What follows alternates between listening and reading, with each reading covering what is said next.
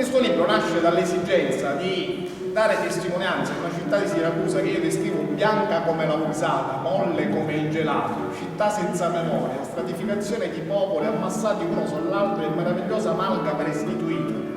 Gente, città trafitta dal sole, città di martiri e martoriate. In questa città, in cui veramente, oggi solcata da legni lontani, spesso fratelli, ricca di humanitas, aperta al nuovo, in questa città si era persa quella che era la nostra impronta gastronomica.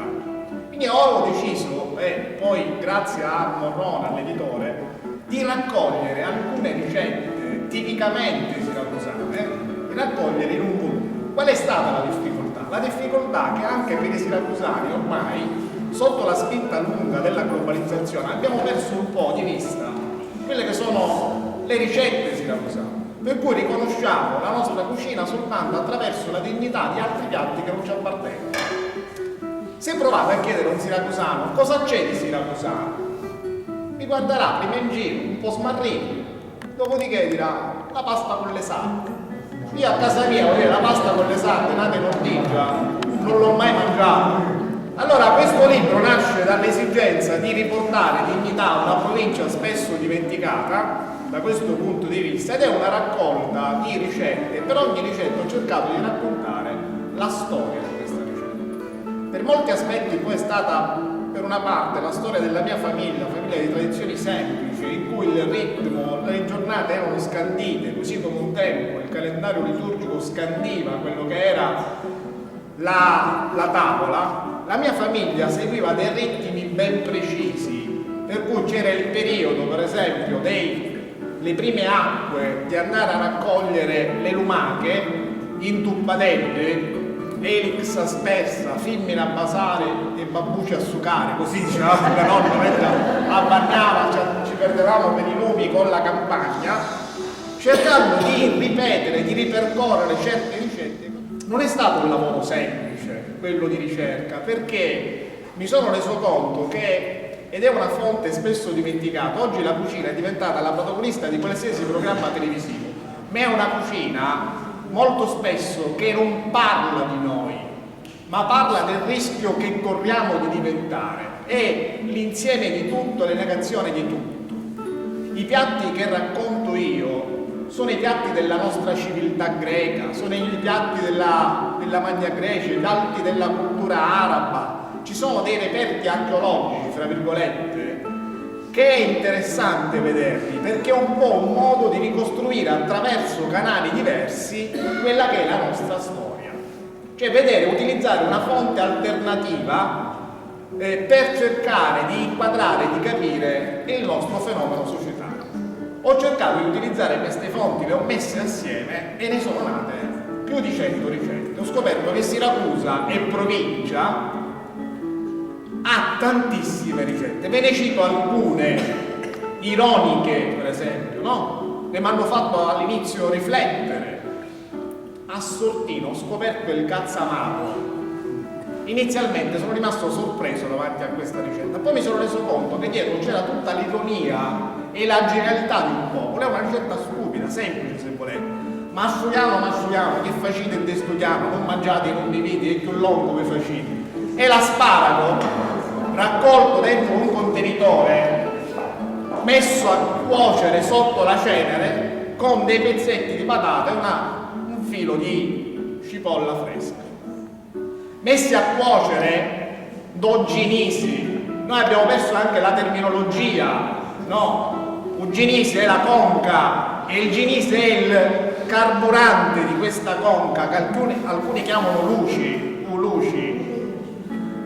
che si comprava rigorosamente a Floridia, perché a Siracusa le famiglie dei carbonai vendevano un altro tipo di carbone, bagnando, signora, lo stesso risso graunaro, perché vendevano carbone bagnato, per cui un peso diverso. Un racconto di cucina, è un racconto che parte da lontano. Cerco di descrivere, però non in maniera cronologica secondo un calendario ben preciso, quelle che sono le mie nozioni di impatto legate al mondo della cucina, per cui a un certo punto nel libro, per esempio, fra poco troverete, ci sarà all'Immacolata la festa dello zuccharo. Sulla festa dell'Immacolata coincide, per me bambino significava perché quello che c'è scritto in questo libro è anche una cucina, la cucina di altri tempi, è una cucina a basso impatto ambientale. Significava per i ragazzini del quartiere andare a raccogliere tutto il ferro vecchio e barattare la stecca di zucchero col ferro vecchio, quindi il quartiere era pulito. Io una volta, non trovando ferro vecchio, gli portai il ferro di mia nonna. Mia mamma, sentendosi privata di un pezzo di museo, perché la nonna nel frattempo era morta, mi rincorse per le scale mangiandomi maledizione, insomma, zucchero, tu ti do i soldi, te lo compro, ma era questo. Arrivai in quel paese dopo un viaggio in treno interminabile. Fu un tragitto di domande e preoccupazioni. Avevo in tasca una cartolina azzurra. Era il mio precetto. Era sera quando scesi dal treno. Mi muovevo con difficoltà fra la nebbia del paese e quella dei miei pensieri.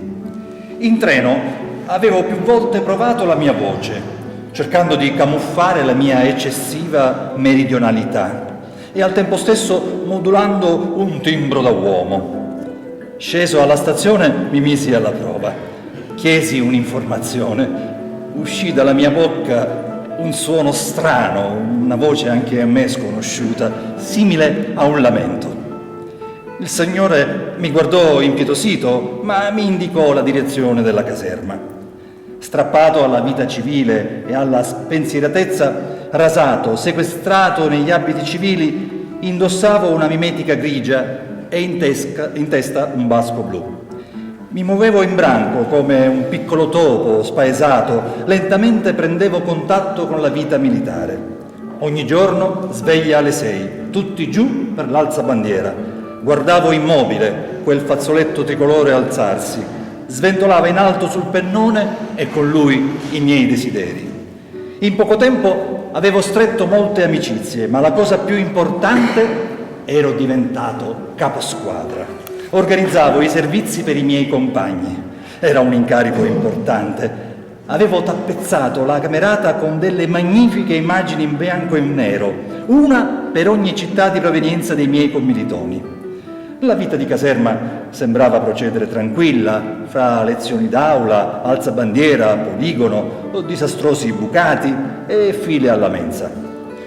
Domani alle 11 tutti in sala cinema, tuonava l'altoparlante. Eravamo più di 1000, divisi in 5 compagnie. Alle 11 di quel giorno, ordinati come le sardine, entrammo in quel salone immenso. Sul palco il generale con tutto il suo stato maggiore.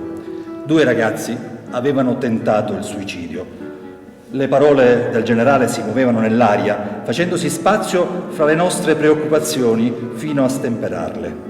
Una dose di ottimismo si diffuse nei nostri animi, fece un discorso da padre di famiglia, poi all'improvviso si interruppe, per qualche minuto, e puntando il dito tra la folla, indicò me. Mi guardavo attorno, cercavo di capire se veramente indicasse me o qualche altro militare.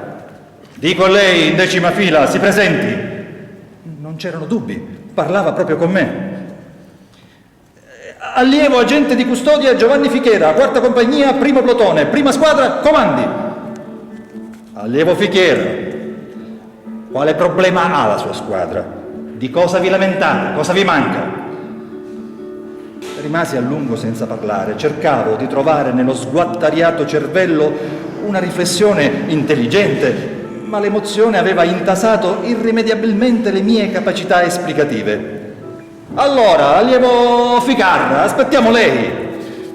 Raccolsi tutto il mio coraggio e con grande incoscienza mi pronunciai. Generale, ci manca la carta igienica.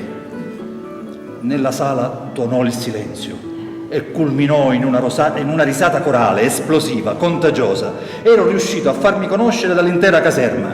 Da allora divenni Fichera carta igienica. L'indomani mi volle incontrare.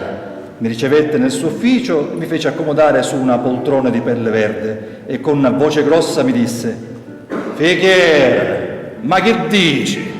Il generale era siciliano. Ti rendi conto di quello che hai combinato, figliolo? Vere catemanno alla Senara, va a dare pelle. Superato il primo momento, Iniziamo a parlare di Siracusa, della bellezza del suo mare, dei suoi templi e della lagnosia dei suoi abitanti. Ogni settimana incontravo il generale. Ci perdevamo in 1000 discussioni che finivano in luminaglie e vecchi proverbi, sfiorando sempre la gustosa cucina. Era un uomo buono, imbrigliato nella sua divisa, recitava il ruolo di capo, ma aveva bisogno disperato di parlare e un cuore tenero, come una cassatina di ricotta appena sfornata.